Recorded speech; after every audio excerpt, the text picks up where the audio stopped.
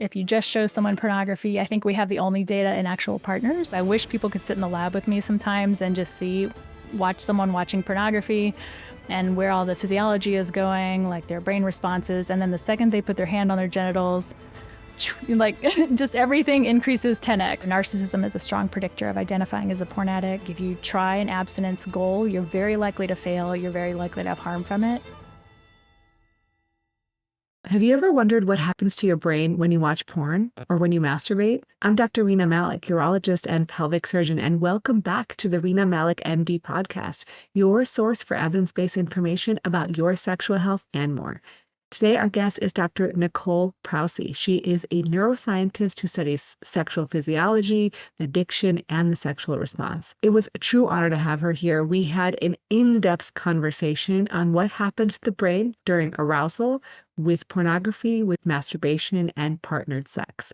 We also talked about what happens in the brain leading up to orgasm and when you ultimately do reach orgasm. We talked in detail about what happens when you have issues with pornography and how to effectively treat it. We also discussed the interesting finding of what happens in the brain leading up to orgasm, potentially what's happening during edging and why that could be so potentially enjoyable. We also discussed semen retention and the pros and cons associated with that. We also talked about the reality of being a female researcher in sex and the real consequences that are potentially associated with violent threats that come with being involved in this research. We even covered sex tech, specifically things like sex dolls and teledildonics. And if you don't know what that is, make sure you listen to that or watch that later on in the talk. I think this conversation does a lot to dispel many myths that are pervasive on social media. So if you are watching this and you are struggling with what you think is porn addiction, I think it's really important to listen to this and seek appropriate help so that you can improve your quality of life.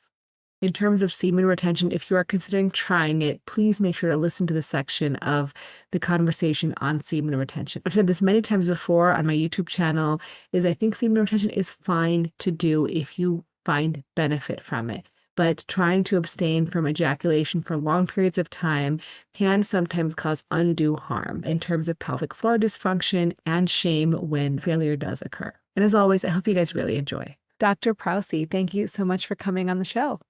Thanks for inviting me in. So I'm really excited to have this conversation. You are a prolific researcher. You have like a very large H index, which means you've published a lot. It's been cited a lot, and you've been doing this for quite some time. So it's really an honor to have you. Your work is so important to the field. So thank you for coming. I appreciate that. Yeah, it's the cornerstone of research is always peer-reviewed papers. And I also see patients. I'm a licensed psychologist, but not full-time. Yeah, yeah, you can't do it all. Yeah, you got to pick.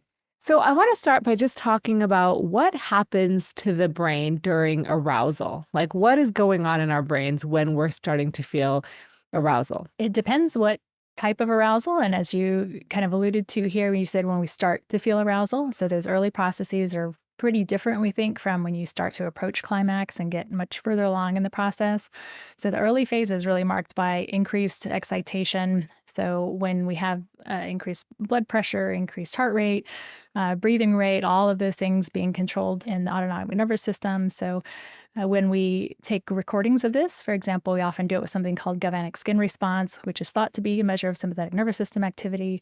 It would be going up, up, up, up, up at this point. And areas of the brain that are more active, if you're viewing something or you're with a partner, you'll have some things you might expect, like visual cortices that are active because you're looking at stuff that's engaging. There are somatosensory motor areas that are specific to the genitalia that would be active as they start to respond, and you feel them responding. Also, looking at them in another person can cause those activations. Then we also start to see activation of salience network areas. So historically, we talked in neuroscience more about lobes, specific areas. We might say amygdala, striatum. Now it's more network science. So it's like, how do these things work together? And depending who you ask, there might be 5 or 6 of these major networks. And so the salience network is one that really seems to be most impacted in emotional processing, including sex. And so that tends to be getting more and more active in the early phases of arousal. Is it different depending on the source of arousal? Meaning you could be aroused from fear, right? You can be aroused from sex. There's that famous bridge study where men crossed a rickety bridge versus a stable bridge and found a female more attractive when they were on the rickety bridge. So is it different in terms of how our brains process it? Barely. So that's part of the interesting thing. And there's a lot of work in bondage, domination, sadism, and masochism, or BDSM, about this exact issue. It's like, well, why is that arousing? And some of the theories around that are like these same brain networks are active in emotion processing. So if you're kind of fearful or you're having some pain experience, can you just flip that? Like it's the same activation. So you just tell your brain, understand this in a different way. We're not scared of this. It doesn't actually hurt. This feels good. And that you can kind of get your brain to understand that in a different way. So this is maybe related as well. Like there are studies where they've put vibrators on a penis. And if you just turn the vibrator on, usually they won't get much of an erection or any erection. But if you provide a stimulus, so you put pornography in front of them, then they start to get an erection. So it's not just the stimulus, but the interpretation that's really important for processing something as being sexual. So to that point of like, what all does this network discriminate and not? There is some work that has looked within pleasurable stimuli and said there might be something distinct, not just sexual pleasure, but like anything that brings pleasure in addition to just being happy. Like a massage might feel good, intimate contact that's not necessarily sexual, but like hand holding perhaps, that may activate unique areas that seem to be specific to pleasure. That work is less developed, but in the past we said really like it's salience network. If you're having an emotional experience and sex looks a lot like other emotional experiences, it just all is kind of encompassed in this. And the only thing that really varies is the intensity. So like you can get some activation when you view pornography from these things, but masturbation, sex with a partner, always much higher intensity activation. So that was my next question. So pornography tends to actually activate those networks less so. Consistently across so many studies, if I hear the word super stimulus one more time, I am going to not punch anyone because I'm not a violent person. but yeah, it is absolutely false. That is, if you just show someone pornography, I think we have the only data in actual partners. There is less activation always in response to viewing pornography. And it's not a new science. Some people, we're just starting to study. We have decades of this work. Viewing erotic images is different from sexual touch and primarily in the intensity. So the other distinction potentially there is I make the argument that pornography is a secondary stimulus, secondary reward. And what that means is just like if you get money, you're like, well, the money's nice.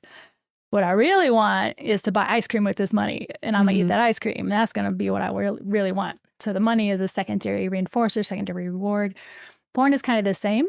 That is, it's very rare when we ask for people to say, I just watch porn and then turn it off. Like the movie's over, so I'm done. It's like, no, they watch it to masturbate to it. And so the secondary reward is the pornography. The primary reward is the masturbation or the sexual stimulation. And so it doesn't really make sense to talk about one without the context of the other. And there we do have some studies that have shown differentiation in primary versus secondary rewards. There is a large area of research in that type of reward processing, showing that there are somewhat different brain areas involved. So there again, I was like, there's so many differences between pornography and sex. They do not generalize. They like the intensity of the network activation is certainly different. But I do not have concerns about, one impairing the other. They just don't condition or generalize in that way. I guess, do we have studies, and we probably do, of people just watching porn, like no masturbation, they're just watching it, which is probably rare in real life, but, and then comparing that to either masturbation or sex? Yeah, so I think we're the only lab that has that. Those data. And yeah, we have the decades of work I talked about. There's this stimulus set. It's called International Affective Picture System. Comes out of the University of Florida. If you work in affective neuroscience, you have used this set of images. And so affective neuroscience is people who study emotions in the brain. So in this image set has always been erotic images since the beginning of the set. So we have thousands of neuroscience studies of that type of pornography, of still image. We have 40-ish years of film. So where we show people actually moving images in the lab, I think we understand quite a lot about kind of what happens there. But we usually explicitly instruct our research participants not to self-stimulate while they're viewing the erotica. So they're very clear, and that should not be happening. The sexual psychophysiology labs are different from other psychophysiology labs because normally you have a camera in the lab to make sure they're on task, and they do fall asleep sometimes. In cognitive studies, they're kind of boring. So that does not happen in our... I can imagine it doesn't. So, yeah. So we don't have cameras to double check that they're not doing these things, but we don't think that they are. So assuming everyone's doing what they're supposed to be doing, then we have a data set where we actually look at people viewing pornography in the laboratory and then had them stimulating the clitoris manually of a partner in the lab and look at kind of the activations associated with that, the arousal they report to these different stimuli. And they are similar in the sense that, if someone gets more aroused by the erotic images, they also tend to report more sexual arousal with the partner in the lab. But the big fear I think that most people have is like, well, if you view a lot of pornography, that dampens your response. So we also said, well, how much do you watch of this stuff normally? And it turns out the more they watch normally, the more arousal they reported to the partner in the lab. We're like, okay, this is the opposite of what everyone's saying. Yeah. So we think it's really just a marker. And there are lots of data showing this. We sometimes call it sexual breadth. So it's like if someone is a swinger, they're also more likely to have tried BDSM. They're more likely to have viewed pornography. They're more likely to have tried choking. They're more likely to have done oral sex. So it's kind of like when you do one, it tends to be like you're a person who explores. So these things tend to glom together. And so I think that maybe some of what we're seeing is like people who view more pornography, they have a higher sex drive. They tend to be more broad in their sexual experiences, like to try new things. So I think that's a lot of what we're capturing. Do you think that the selection bias of people who sign up to be a part of these studies are maybe those who are less likely to have problems with pornography or self-reported problems with pornography? There were a whole series of volunteer bias studies in the late 80s, early 90s. So we could do for some more updated ones, but they looked at some of those issues at the time because our assumptions were like, right, probably no religious folks would come in. And it actually, the main bias they found wasn't those type of conservatism issues because I think they were saying like, no, I deserve to be heard. Or women are underrepresented. I want to be that woman. Study me. So there was a lot of, because we don't pay that much for these studies. People aren't making big money off of them. So in some sense, you kind of have to be motivated by something external to participate in these. The main distinction we did find is we scientists, not me personally, is people who do psychophysiological studies in sexuality do tend to have a higher sex drive on average. Makes sense. If they're swinging and looking at porn and doing oral sex, they might do a sex study. That is something to keep in mind, but I think it's not as biased as we once worried about. Yeah, I guess I would wonder, though, if people who are very adamant against porn, like it's like, oh, at least morally, they may watch it or not watch it. I'm not going to make a judgment call on that, but they will vocally say, I'm against it. I hate porn. Porn is the devil. And there are many of those people. They are probably not like volunteering for this study. Or did you find that those kind of people are?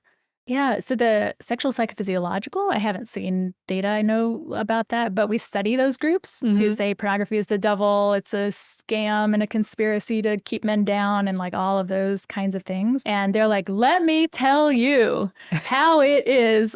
And so, I always joke when people say like, oh, how do you get people for your studies at any level, right? Why would people come in? We use anal probes for some of this stuff. How do you get people? I said, we do not have a problem recruiting ever. And this is one of those times where it's like, oh, but they hate porn. Why would they want to talk about it? It's like, no.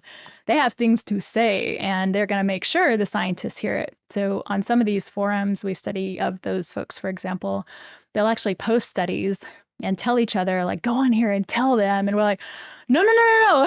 And so we have to go, like, tell the researcher, like, hey, just so you know, like, they've taken your ad and they're doing this. So we actually almost have an over-volunteer issue sometimes because they're trying to sway the results, which is horrible, of course, for those of us trying to get more representative samples. So we have to do things to kind of, like, guard against that and to try and get a better sample of folks who feel that way because they want to be in it. Interesting. Okay. And then in terms of video that we're showing in the lab, like pornography has really changed, right? Since when we were younger, and the things that are shown tend to be more novel, more aggressive potentially these days. So is it representative in the lab? Are you like, has pornography that's shown, and approved by research IRBs, is that the same as what people are seeing on, let's say, Pornhub, for example? That's interesting. There are lots of shifts in that over time. So there was a long time when we were doing instrument development in the field where to show that something was sensitive or specific to sex, you needed to have images or films that were sexual in nature, that were sexual and violent, because the thought was then they have sexual content, but you shouldn't be responding to them, or responding less at least, and then neutral content. Nowadays, we can't get that through IRB. They don't allow us to show content that is portrayed to actually be coercive, even though, of course, the stuff we would use would be from widely available national films. So we knew it was acting, but the films were horrible. Like, I've seen them, and it's like, would you choose? No. Like, you would not say this is something I would preferentially pick out. Typically in the lab, if we're trying to get something that's arousing, there are two versions of films. They're almost always 3 to 5 minutes because we're usually studying just very early phases of arousal. And usually we'll say consensual vaginal intercourse with no low base rate behaviors. So that means no anal sex. Often they'll have some oral sex, but not necessarily. And they're not doing anything that's not commonly done in heterosexual practice. Some labs want to do a graded response approach. So they'll do 1 minute foreplay, 1 minute oral sex, 1 minute intercourse. That causes other kinds of problems. I can kind of methodological, boring stuff, but I can talk about those. And then sometimes they're picked for specific content. So something where there's an ejaculation that's on the face or something if they're trying to study that exact content, but that's pretty rare. So I say in the lab, this is one of those cases when we're studying physiology, it's like in some sense a vagina is a vagina, like as long as it's responding, I don't care too much what it's responding to. So I just want a stimulus that's most likely to turn on the most people. Mm-hmm. So that's why we're picking like very milquetoast, vanilla kinds of stuff. We're very aware that there's a lot more content out there, that some of it's very hard to get through ethics board. Some of it is just hard to pick something that we can be confident is now the new thing. There have been some studies in the Kinsey Institute where they had men who have sex with men, showing them erotic videos where the men said, these aren't arousing to me. And so they tried protocols where they allowed the men to pick their own. That causes tremendous headaches as far as an experimental protocol, because now the question is, well, how good are they at picking out something that turns them on? Mm-hmm. You're now answering a completely different question. So sometimes people, the public will say, well, just let them pick their own. Like, you can't. I understand why you would think like, well, just let them pick it. They know what they like, and they may or may not, especially if you're studying like women who may have aversion to sexual issues. Like, not to say women can't pick what they want. Absolutely, they should, of course, on their own time. But in my lab, I need to know what they saw and not be guessing if it was due to their, willingness to tell me their preference or their skill in selecting something that's optimal for them. I kind of got to rule that stuff out as best I can. So we're probably not going to be doing anything much more than vanilla. I mean, it's tough, right? There's going to be obviously limitations in any research, right? And that's something that sort of would be difficult. I mean, you would have to pick and how do you determine what is really aggressive or really coercive, right? How would you actually pick that someone may feel that's coercive and someone may not, right? Yeah, hard to say. So you mentioned that masturbation and porn often go together, and likely that's where people are getting sort of the similar stimuli. So is there a difference in terms of arousal with masturbation? Like, does the brain know that it's masturbation versus intercourse? Generally, no. There are always those exceptions, but the intensity is the main thing with respect to brain areas being stimulated. There are some unique features. So I say when there are people interacting with one another, the only time you get stimulus of what we call the C afferent fibers that are in the skin. So anywhere you have glabrous skin, when they're being touched, these C afferent fibers become active only when being touched by another person without a glove on their hand at a moderate frequency stroking speed. Highly selective. You cannot do it to yourself. That's a case where, like, a lot of the studies have kind of explored, like, where is this limit? What is the hertz or cycles per second frequency that's capturing these? I've never seen anyone do it in the actual genitals, which is kind of interesting. I assume they're in the genitals. Yeah. We all kind of do, but we don't know for sure. I've seen it on the thigh. Most of them are on the forearm. So there's a lot of work that has been done about like when do these get stimulated or not. They seem to be very unique to partnered interactions. And with the psychological end of things, we always say one of the main predictors of sexual satisfaction is feeling desired. Mhm. So can you feel desired by yourself? I mean, maybe. I haven't seen that explored. It's like, I love me. But when you are interacting with a partner, that's a pretty unique feature, I would argue, for Yeah. masturbation, where you're like, oh, this person's really into me. This is great sex. I'm loving this experience. And that's a huge part of whether or not you find that sex to be good or not. So that's where sort of you could see the differentiation, the desire almost, the feeling desired. Yeah. And Yeah. potentially those skin receptors in other areas, because you can't really stimulate all of those at the same time. Yep. Okay. So in terms of the brain with like masturbation or porn, for example, people will say that you view it, it's really easy to access, which means there's no barrier to access. And therefore we're getting this really high release of dopamine from masturbating or watching porn, or usually they're talking about porn, but obviously those two go together. And so that's affecting our thought towards our feelings towards relationships, our difficulty maybe pair bonding or having sexual relationships with our partners. What's the truth? So I think there's at least two pieces there. One's like the physiological and the psych. And so with respect to physiology, I am not concerned about these things. I wish people could sit in the lab with me sometimes and just watch someone watching pornography and where all the physiology is going, like their brain responses. And then the second they put their hand on their genitals, like just everything increases 10x. I was like, do not tell me pornography. And I know we're showing, again, low grade porn, more easier stuff, but they don't usually make that necessarily claim. They're just saying it's porn, right? Well, if the claim is porn, then we're showing them porn and high speed. I don't know what high speed means either. I was like, high speed, like, okay, the pixels are a little better on the stuff we show now. I always show like putting VHS tapes into the thing and trying to hit the start record, at the same time in the lab. When I started at Kinsey Institute, we still had the old VHS approach. So it's certainly gotten easier to program, but the differences there physiologically are not even close. I do not worry about someone watching porn in a way that's going to overwhelm that system, because the second your genitals are touched by yourself or someone else, the intensity is 100x. I don't know. I joke with statisticians sometimes because they'll say, oh, that person had a 2 effect size. That's ridiculous. That's not possible. I was like, come to my lab. Yeah. We have huge effects. So the place that kind of thing could come up is more with script theory and things people worry about with, if I see this represented in pornography, how likely am I to do that? And that thing is not accurate or is a bad practice.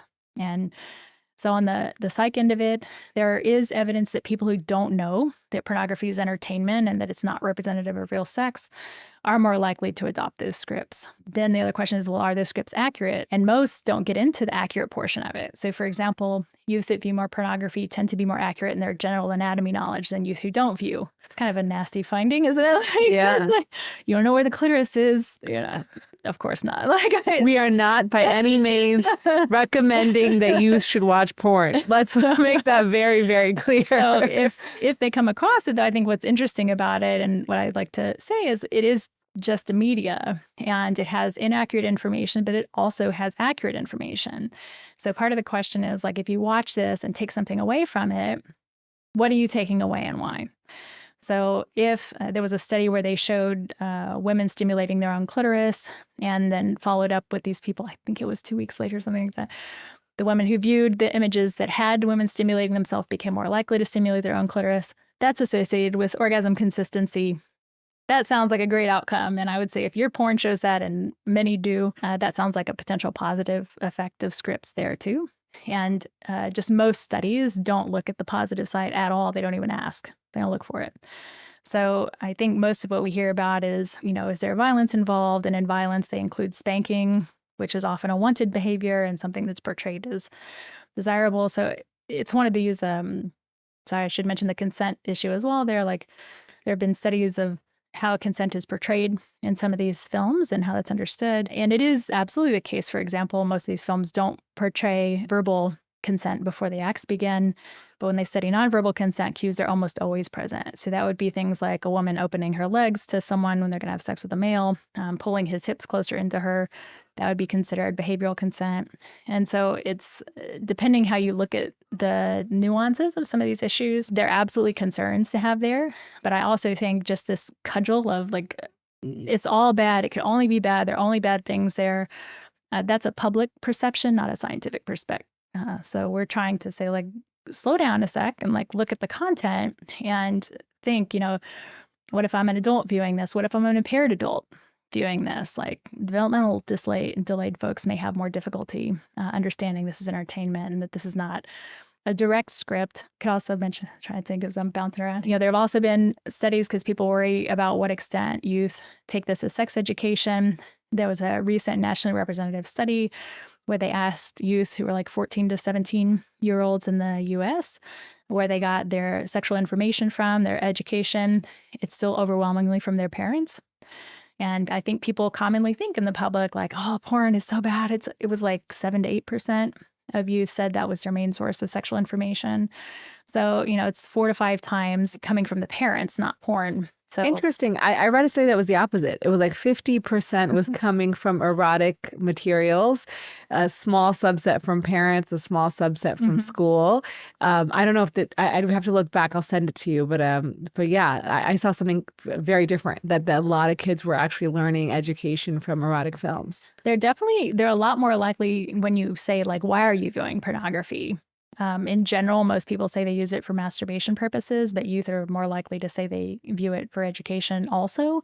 So youth still primarily use it for masturbation, but they also use it for that purpose. But yeah, this was nationally representative just from last year. So I don't know if it also mine might have been older. Yeah. Yeah, it could be shifting. Like there's one big shift in porn findings. So 20-ish years ago, it was much more common to see that people who viewed more pornography had lower kind of self-image of their genitals as being negative. So they'd say, the more I view, I feel like my penis isn't big enough, my vulva lips are too long, whatever the concerns were. Nowadays, they don't always find that. And occasionally they'll find the opposite, where people who view more actually feel more confident. It's like, what the heck is going on? So I'd speculate, like, 20, 30 years ago, there were just a few production houses. They select who goes in the films and they say, these kind of breasts, that kind of vulva, this kind of hair, that's what's acceptable. Now we have OnlyFans. Whatever body type you have, someone is attracted to it and you can find representation of someone being attracted to your body type.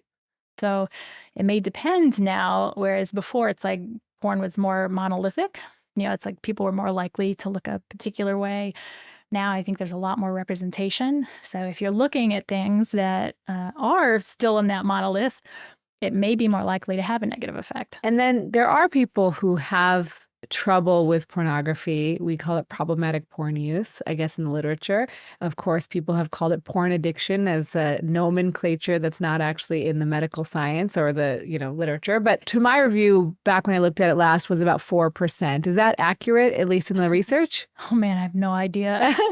So, this is the trouble, is like every single study is defining it differently. And then a few years ago, the World Health Organization came up with a whole new diagnosis that had never appeared in any study ever. And they said, we're going to decide this is the one to try. And we're like, you could have talked, had some consensus. Yeah. So the International Classification of Disorders is very different from the Diagnostic and Statistical Manual, which is what we use in the US. So the US, like, you can't get a diagnosis in unless it's tested. If there's some testing and they're not sure yet, they may put it in the appendix for further study. The ICD doesn't do that. They just say, try this out. And so some people are starting to try and study this new diagnosis, me included. I have data collection ongoing right now for people who meet those particular criteria. But yeah, like, what is problem use? We would have to know first to say, like, well, what's the prevalence of it in the world? I've seen 4% too. I think if you just go by distress, it's probably higher. If you go by the new diagnosis, it should be lower. Like, it's supposed to be more selective. But I also haven't seen a national representative sample there using the new criteria. So I'm really not sure. So what are the criteria? So for compulsive sex, they have a list of 8, and we actually have a standardized interview that we're trying right now on some folks who qualify from questionnaire procedure. And so some of the key ones are a feeling of loss of control.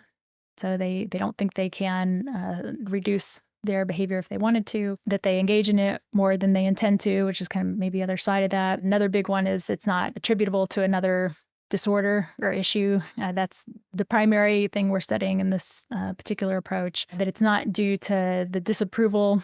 Essentially, I was like, I should get the exact words to be sure I'm representing it well, but that you can't attribute it to the sociocultural arena in which this person is experiencing it. So meaning it's not because other people think it's bad. Yeah. Your wife can't diagnose you. Your pastor cannot diagnose you. Those are some of the key features. And to me, kind of the main one is a feeling of loss of control has been kind of the constant across all these studies. So even before we had this diagnostic proposal, it's like that has always, I think, been the core of all of these, is you have to feel like I want behavior change that I cannot execute. So if somebody falls into that category, first question I have is, what makes someone more likely to have these issues? And are there correlations with certain conditions? Most of the studies of this are scientists examining who understands themselves to be a pornography addict. So it often uses that label, even though the diagnosis doesn't. Some of the more common features and things that are under study are things like moral conflicts.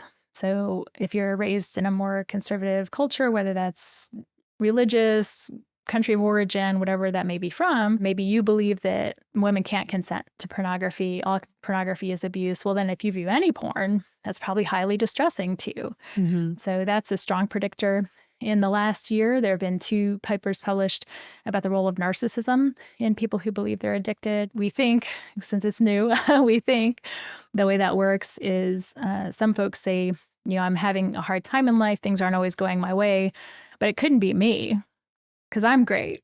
And so people must be doing this to me. It's the porn industry who's fighting me. They want control of me. And this is why we're doing some work in conspiracy theories in these groups, but also spiritual, because they see it's like a warfare with Satan.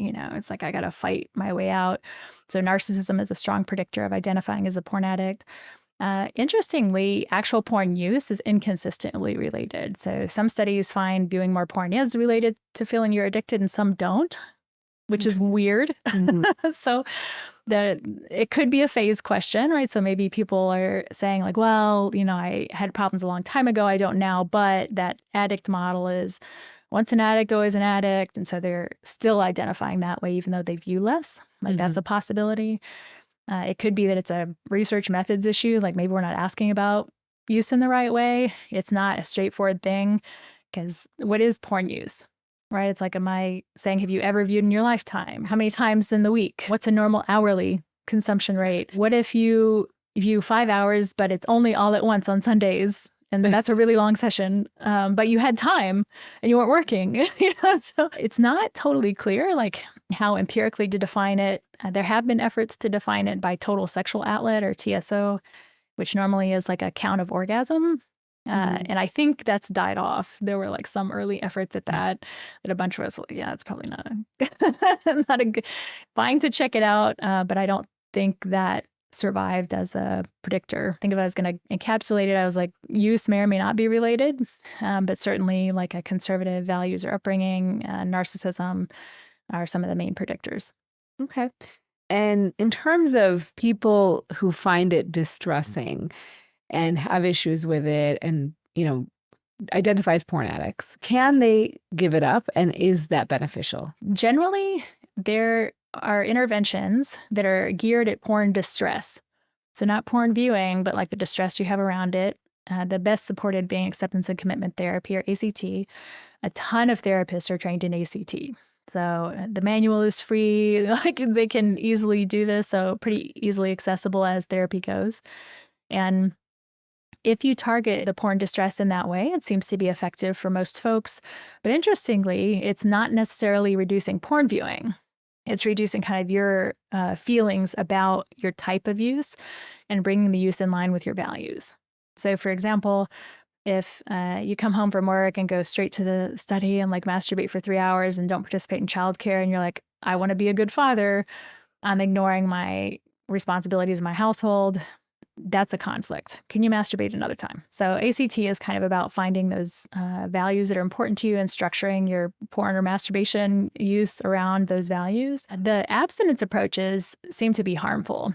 So we have a few studies now showing that people that say, I got to stop entirely, it has to be cold turkey. Usually it's in an addiction framework. So they say, zero use is the only acceptable use. Those folks have reported having some suicidal ideation in response to what they call a relapse, which sometimes even includes masturbation. We've even seen folks say, they have a nocturnal emission, so they ejaculate during the evening and say, I've relapsed. That's it. I'm never going to recover from this.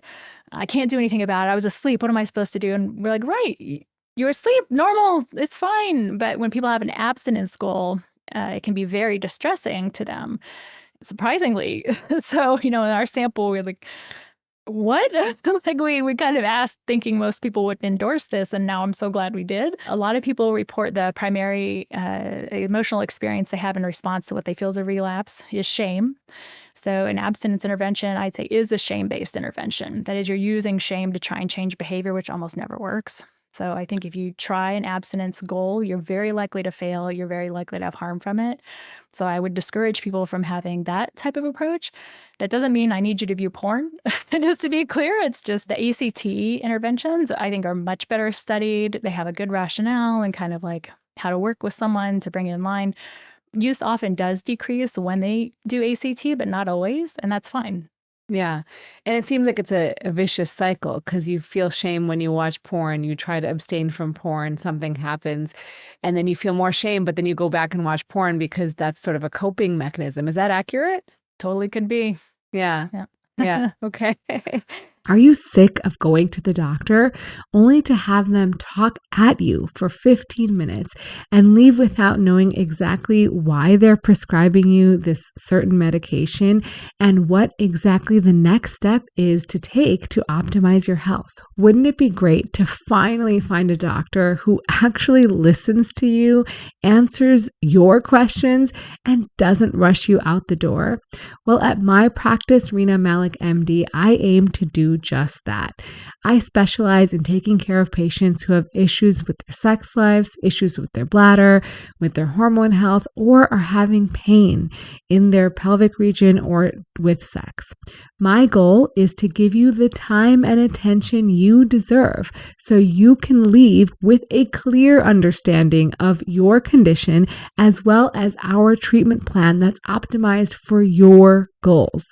During your visit, I'm 100% present with you for an entire hour.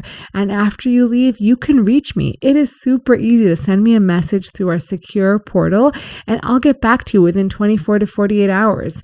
No questions asked, no hidden fees. Scheduling is easy. Just visit our website, renamalikmd.com/appointments.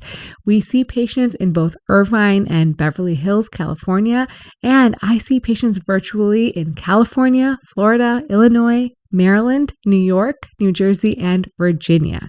Oh, and don't forget Texas. If you're outside these states, consider seeing me for an educational visit.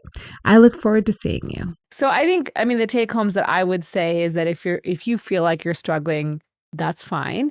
But seeking care from somebody who is not specifically saying to abstain entirely, because that's probably not realistic and will cause more harm, would be a safe bet. Yeah. What she said.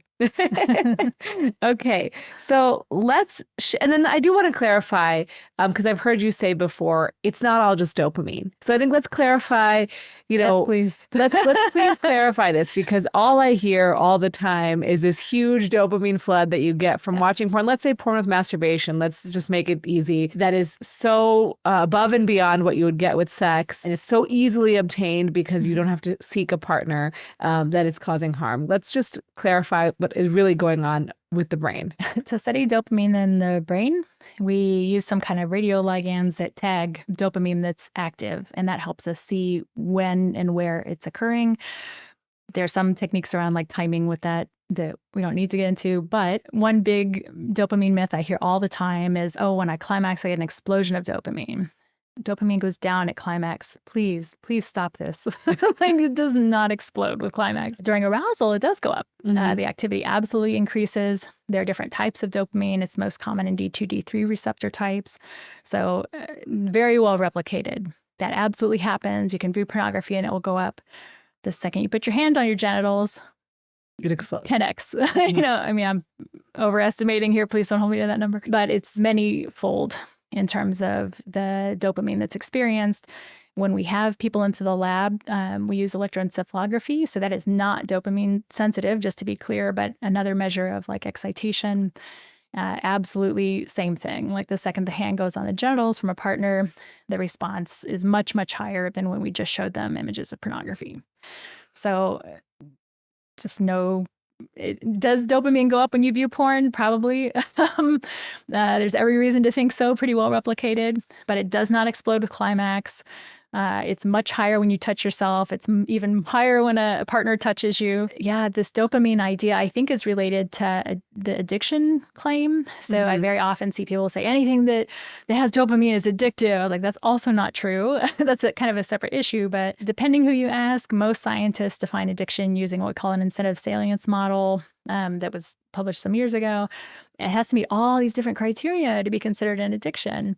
And there are debates, as science does, about various qualifiers, like, does this qualify for this requirement? And does it have to have this? And so fair enough, there's some disagreements. But nobody is arguing that dopamine alone makes something addictive. Like, that is not a scientific perspective. If you see that, that is disinformation online. So, I mean, but you could, I guess one could argue, and I'm just playing devil's advocate, that masturbation is so easy and it releases a similar amount of dopamine to partnered sex that it could sort of shift your desire to do that rather than do the work to find a partner. I mean, this is, again, what people claim. So that was a common belief with depression interventions in the past, too. So there are some cognitive behavioral therapy manuals that actually have, like, discourage the patient from masturbation. And I remember seeing that with a colleague of mine who studies this with me now, but used to do depression treatments. He's like, what the hell was that? And so the part of it that I'm sympathetic to is, like, masturbation is solo behavior. And if you're someone who's struggling with socializing, you don't want to go outside, you are having depression issues, which I think is the case for a lot of these folks, it makes sense not to encourage self-isolation. However, this also may be the only source of, like, physical pleasure a lot of folks have who are struggling with poor mood. He and I have both now tried to be advocates for, like, stop saying this to people who are depressed. Like, right. So there is kind of a funny backlash. I think it's not just in this domain of people saying you can't use sex in that way. So, for example, I've seen people saying, like, sex is really good, orgasm especially, at facilitating sleep. So it doesn't affect sleep quality so much, but the time it takes you to fall asleep is shortened. Lots of good animal models for this. Not as many in humans, but there's reason to think. Yeah, one could imagine. So I sometimes see people say, like, well, you shouldn't use sex in that way. Though I was like, why not? It's like, wait, if it's the prolactin or the vasopressin, I'm not sure. It could be either potentially, but I don't see any reason why not to use it in that way. And so sometimes I hear that, like, well, you make masturbation easy and it's accessible as a way to cope. I was like, but what if it's effective? Like, what if it helps people in some circumstances at some times? So I wouldn't want to be too knee-jerk to say, like, oh, its use as this is bad. It's like, well, what's the context? It's tough. I think I completely agree with you. I'm very pro masturbation. There's so many single people who don't have a partner, right? And, like, they deserve pleasure. And, like, that's the only way they're going to get it. And there's benefits to orgasm, right? Physiologic benefits to orgasm. So let's talk about orgasm. Yay. What happens? Yeah, yay. What happens sort of as you get closer to orgasm and then when you achieve orgasm in the brain? Great. I get to say my wild theory. So we had this crazy thing. My collaborator, Greg Siegel, and I at Pittsburgh were watching all these brains and the sympathetic nervous system measure while this small group of men and women were going through climax in our lab. And we saw exactly what we'd expected. It goes up, up, up, up, up. And at some point, it, like, turns and goes down. We're like, oh, no, it fell off, right? We're watching from next door. Just to be clear, some people think we watch them have sex. That does not happen. We're always next This is door. not Masters and Johnson, like That is where they observe 70s. people have sex. Yeah, that's not what's happening here. So this is us looking at their signals from next door. So we can't see in the lab.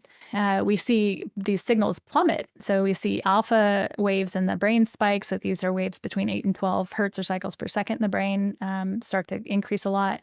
Sympathetic nervous system goes down, and we assume something's wrong with the equipment. And we see it in another woman and another woman, and we're like, what the hell is this? And we think that now it's not published, so that's why I said my wild theory. We think this is a real effect. We think it's an undocumented phase of the sexual response cycle. So I think what's occurring, and it could be what they used to call plateau phase. Mm-hmm. So we'd say like, oh, we get so aroused and then we hang out there until climax happens. I was like, I don't believe for a second that like nothing's happening in that period. Like, oh, I'm just trying. This is why like just getting a stronger vibrator won't necessarily fix an anorgasmia issue. It could, but not necessarily. So what we think is happening is that you have to get aroused enough, whatever that is. So the early arousal stuff all stands, it's there. Yeah. But remember, it was all 3 to 5 minutes. That's all we ever saw. So it looks like as you start to approach climax, so when we now separate out people. So you must be watching people for longer then, right? Because we know yeah. on average it's taking women 14 minutes or so. We tell them, literally take as much time as you need. The only reason you should tap out is if you get tired of it, because we're not leaving. We're in it. Good. That's exciting. What's the longest you've had to stay? I think we had 24 minutes. Okay. We had one woman tap out, actually, which is kind of interesting because I thought it'd be higher than that. It's like, it is a lab setting, right? Out of how many? 24 in that study. Okay, so 1 out of 24 tapped out because she couldn't orgasm or she got tired. So this is one of those back things. So I don't know if this will make the paper out. Literally a fight broke out in the hallway of where we're not our staff. We could hear screaming. She said she could hear screaming. And we're like, yeah, that would make it difficult. So she lost her focus. Got it. Yes. I was so upset. We could have had 100%. Anyway, right, life happens. So generally they got to that point, but we learned from the early subjects in that study that we had to separate out those phases. So we would say like, try and get aroused, say, okay, now try and have a climax if you can.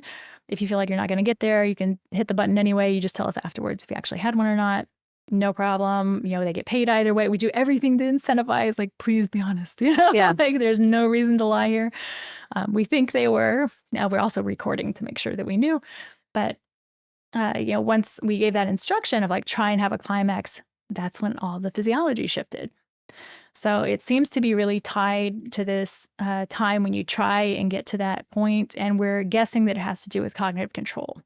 So it's like if you get a certain amount of arousal at some point, you don't want your brain just orgasming all the time. That's not safe. That's not effective. There's lots of reasons not to have that too easy. So if it's safe in your environment to have a climax, how would you know? How would you want to allow that to happen? It's also gross synchronous firing across the brain, which is frighteningly close to a seizure. You don't have motor control during this period. So we're saying like it kind of makes sense. You may have to reduce the control of your brain that allows it to go into a synchronous firing state. Interesting. So we still don't know how orgasm is triggered. No one does. There are lots of speculations about that. There are some studies you probably know of like spinal implants where they've been triggered, but it's not in the usual way. So unless we kind of subvert psychology and go straight to the spinal cord, we don't really know how it's normally triggered.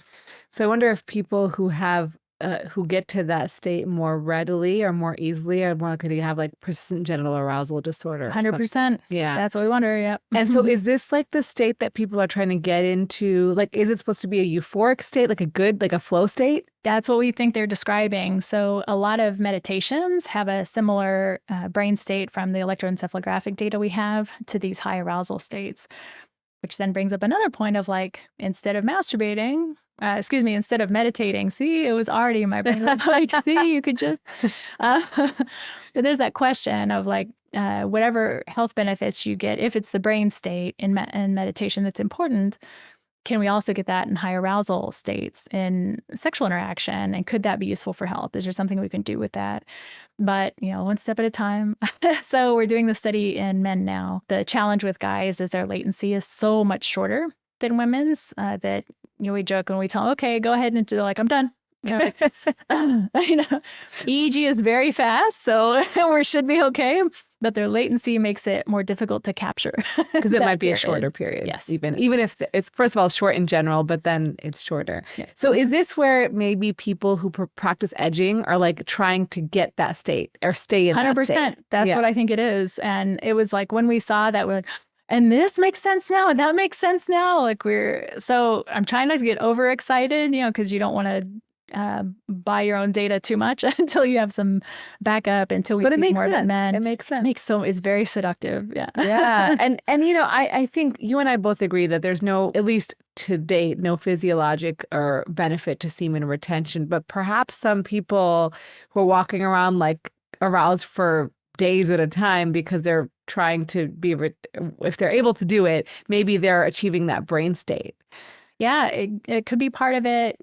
We've also published a few papers on something called orgasmic meditation, which is this practice. This is how we ended up doing the partnered stimulations. Someone can be any gender, stimulates the clitoral shaft of someone for 15 minutes with their hand. There's more to it than that, but that's the basic setup. The idea is to just feel. There are no instructions given to this, and then they stop. And so it's like, well, what does that do? So they kind of practice it like a meditation, and they'll often do it daily or twice a day. And it's not meant to be precursor to sex. So they actually say like you have to stand up. They have a whole procedure. This is not meant to lead into a sexual interaction. Even though they call it orgasmic meditation, they don't necessarily have an orgasm from it. So this made that make more sense too, because when we studied these meditators, the person receiving the stimulation got into that high alpha state very quickly. Interesting. And are they doing something to avoid? So we know obviously that there's this thing called like blue balls and blue vulva, right? Where people get frustrated because of congestion, discomfort in the genitals. So do you think that they're using like breathing tools or other tools to sort of offset the discomfort or maintain sort of maybe parasympathetic control or things like that? I don't know why the distension isn't uncomfortable in those situations. They report in many, but not all cases, still getting sexually aroused. I mean, they're touching their genitals, so it's not like a purely meditative kind of experience. Like this is baked into the biology. I don't know why they aren't saying that it's uncomfortable, and I don't think it's due to having a low arousal response. Like I think they are experiencing some significant level of arousal in most cases. So interesting. I want to learn more. Yeah, us too. that is so fascinating. So let's talk about semen retention. I think that like it comes from a place of there are these, ancient societies that use semen retention to achieve higher levels of meditation or some sort of brain cognition, focus, control. Do you think that there could be a physiologic basis for that? So physiologic basis for the improved brain focus, or maybe some, something, in terms of like what we just talked about, in terms of like potentially improving the ability of the brain to focus and be more active in other ways. Being as generous as I can, I think. There are some data that sex is somewhat a use it or lose it function. And people, sometimes we call it sex drive. I've probably even done it today and not been aware of it, but it's not really a drive. You can't deplete it. So the longer you go without sexual activity of some kind, that eventually, so there's an acute period where it seems to go up in the 48-hour-ish range. Then starting after that, the drive actually kind of drops off. And we think this may be why some women struggle when they haven't had sex for a long period to kind of reignite that drive. See, I did it. You did it. That desire. We would say incentive motivation. Like why they struggle is after it's been inactive a long time, like the body's like, oh, we don't need that anymore. Great, we're done. So I could see where semen retention, like if you truly, do not engage with sexual stimuli for a long time or have any kind of interaction, your brain may think like, oh, good, we're done with that. I don't need to think about it. And now you're just fewer distracting thoughts. Interesting. Maybe. Okay. You as a researcher have gotten some death threats Yeah. And because of the research you've done on these groups who promote semen retention or avoiding pornography, and I think that it's important to talk about these things because, people are having really unintended consequences, suicide, things like that, that you actually alerted me to a few years ago. And so talking about this is challenging, but you still do it. So I want to commend you for that because it's really hard to continue doing all this research and really putting yourself out there in a way where your own life is being threatened. So I think I just want people to realize that researchers are not just nerds sitting in their labs doing work, they're actually facing some real potential consequences. It's interesting in the US, especially, the folks who do sexual psychophysiological work are very few and far between. We're a tiny, tiny field. But most of the people who trained in the US leave. And it's for exactly those kind of reasons. So our federal funding agencies don't support that kind of work. Other governments don't necessarily just give money away either. They tend to have smaller grants, but they fund it. So there are lots of very active labs. Canada was lucky a few years ago. They actually had a female sexual health initiative. I was like, I wish. Yeah. So the climate in the US is very hostile to this type of work. And most scientists are leaving who do this kind of work because of that. So in general, there's more science hostility across the board. I think that's very well documented. So the kind of threats to scientists, thinking we're all in somebody's pocket, somebody's getting paid off with something has just become more common. Women are more targeted in general. I think the data are pretty clear on that. So when a lot of the threats started for me, I think I was last author on a paper with 6 guys. They big me. We all did this, y'all. Yeah. Are you getting death threats? They're like, no. Oh my God. My co-authors were awesome. They're like, that's horrible. Don't know what to do though, right? And it really seems to be, some of it is, here's this woman who's telling men how their bodies are. That always struck me as funny because when you train, probably as a physician too, but as a therapist, it's if you're training to do couples therapy and you're not married, you can still be a trained expert in that area. We don't say oh, you can't be a couples therapist because you haven't had a successful relationship, or you can't treat alcoholism because you have not had alcoholism. Of course not. It's an expertise area you couldn't develop. And I have a strong background in that. I was trained to measure penile responses in the lab. I've been on large grants that have done that and published a lot of those. So I think there's just this general resistance in the US to science more broadly.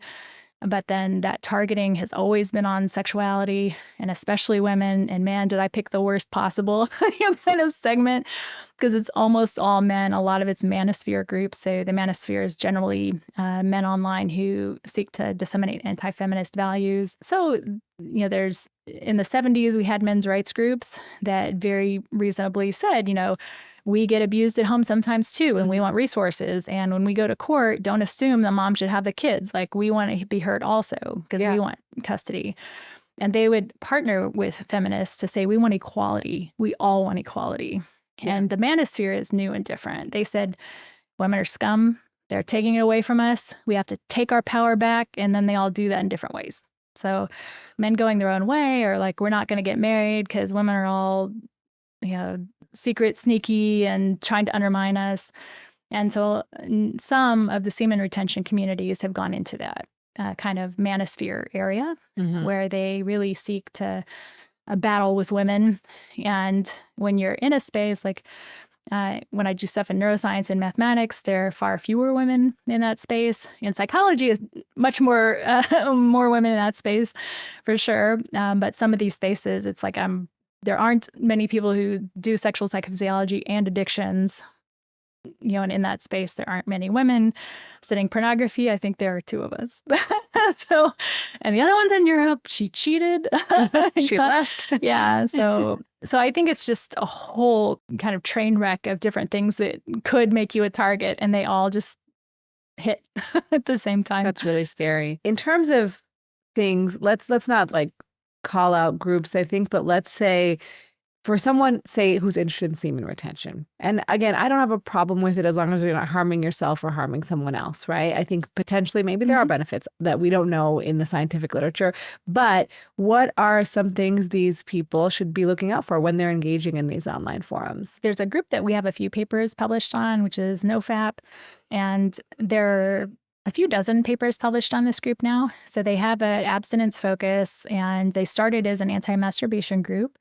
And they've since expanded. So they say no PMO, which is porn, masturbation, or orgasm. And they recommend 90 days. They call it their gold standard and claim they can treat sexual dysfunction with that. And they're very specific about their cure claims. There's no evidence that it does any of that. And our papers show that it's quite the opposite, that people who follow them seem to end up with more symptomology over time.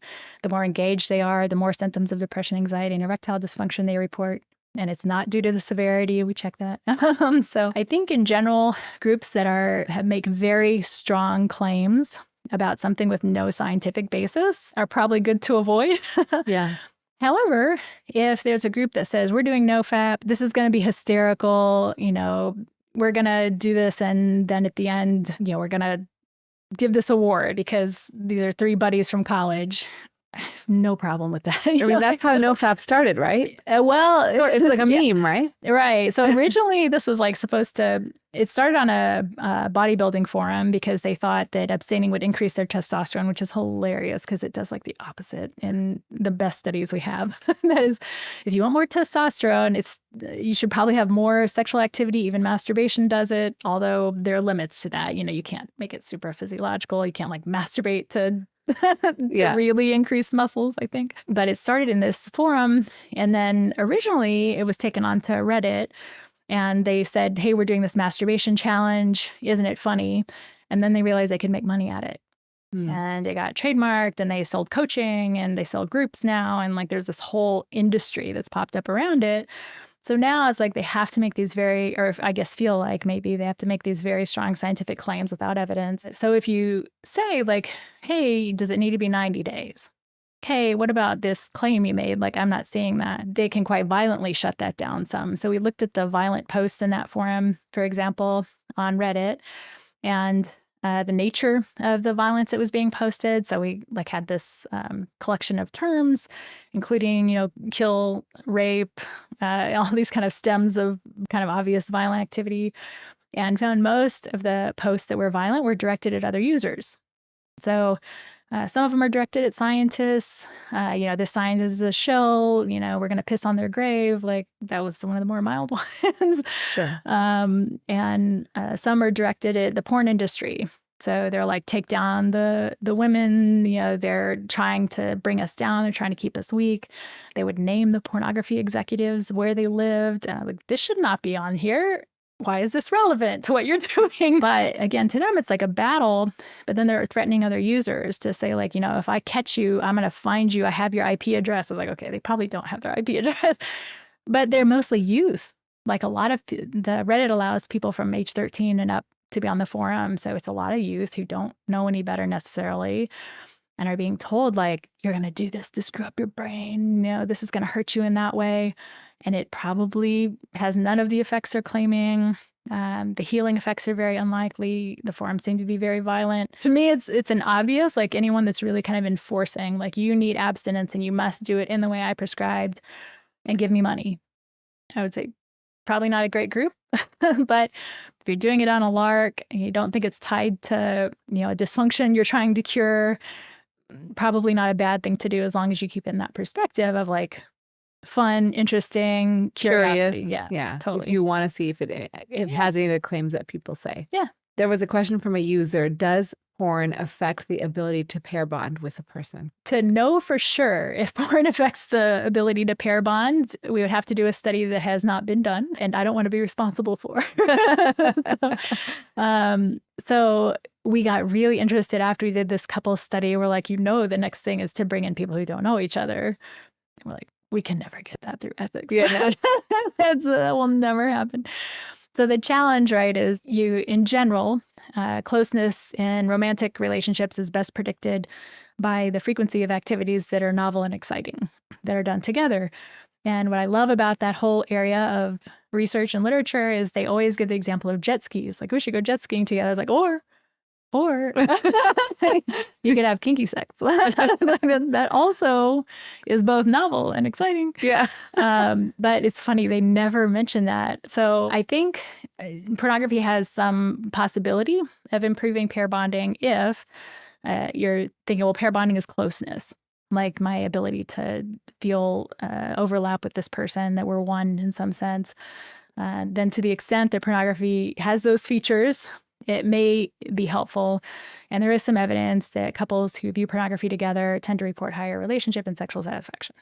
But I think what this user was asking was, if I watch it, will I have a harder time pair bonding with someone else? Yeah. So the bottom line is we don't know. Like, the study to do that is probably impossible. Right. But I think, again, like, it may be the context. When someone's in a relationship and using pornography, that may be different than single and I'm waiting, or single and I'm dating, and single. And one common thing I see with this is people talk about the oxytocin that results after a climax, which absolutely, these things increase. And they say, well, that's supposed to be the love hormone. That's 20-year-old science. It has a role, but it turns out oxytocin is doing something quite different than we thought. It's part of it, but oxytocin does not equal love. Oxytocin does not equal bonding. So I would not worry that just the presence of oxytocin is doing something. You also get oxytocin with friend interactions. There are lots of ways that you have that I'm not worried are going to make you unable to have a romantic relationship. That's a good answer. Quick break from this episode to let you know I am so grateful that you're spending part of your day with me. I started creating content online to empower people to learn more about their bodies without needing to go see a doctor, pay a copay, wait in a waiting room, or find parking. And it has been one of the most rewarding experiences of my life. If you want to help support our mission of providing free education, please consider joining our premium membership.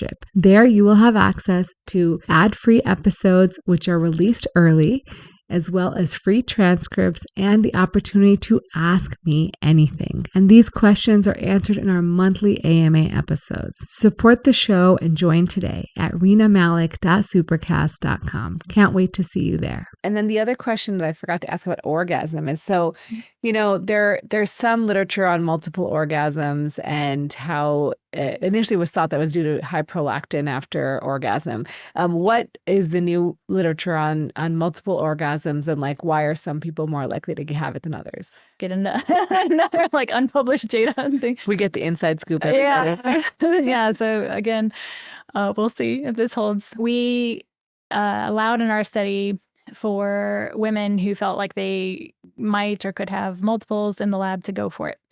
So we said that same study of 24 women. Yes. Okay. Yeah. So we said, if you feel like you're going to have another one, go ahead, knock yourself out. And this is how they let us know, so we don't like knock on the door too soon, or anything. Yeah. And we had a handful of women who reported that they did.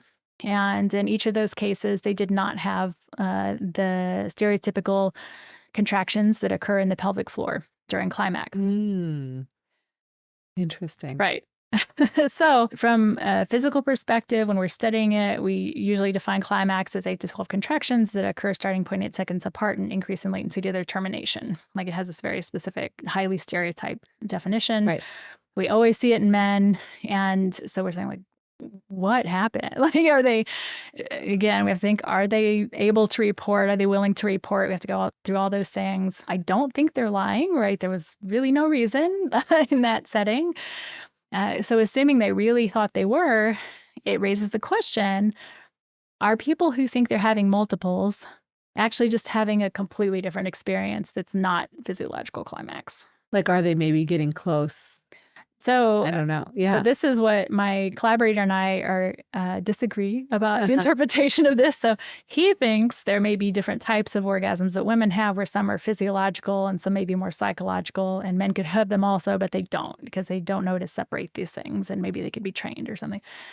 I think that I said, well, where do women learn what a climax is? I said, no one ever told me it's 8 to 12 contractions that are like, no, that's right. Nowhere. You hear peak pleasure experience. And there are lots of those that happen before climax. Mm-hmm. So to me, I was like, it's very reasonable. They could have, like, all over piloerection, so goosebumps, and say, like, oh, that was it. That's it. Yeah. Like, oh, that was Yeah. another one. Yeah. And so I always say, like, from a therapy perspective, if someone's in my office, they tell me they have orgasms, they have multiple, I was like, congratulations. I'm glad to hear you're having fun. But in the lab, it matters. And so we're trying to figure out what this is. And one possibility is really that a lot of women who say they have this hyperfunction, these are very easy, that they may not actually be having a climax in the way that some other women are. And there it's like, well, then what's multiple? Well, if we expand that a little bit and say, okay, there's not a lot of clarity, like what's the allowed intertrial interval for climax to be considered a part of the set? When are you just having sex again? Mm-hmm. Like we had sex and then we went and had lunch and came back and 4 hours later, well, that's probably not multiple. Most people probably wouldn't consider that Right. multiple. Right. It's within the same experience. Right. But what's an episode? Yeah. Can you get up and get water? Can you like... Well, yeah. And I guess the question, I mean, really the scientific question would then be, is the refractory period always after the one where they're having the pelvic contractions? That's exactly what I think personally is happening, is that when someone actually has the contractions, they have the prolactin surge that probably is regulating the rest period.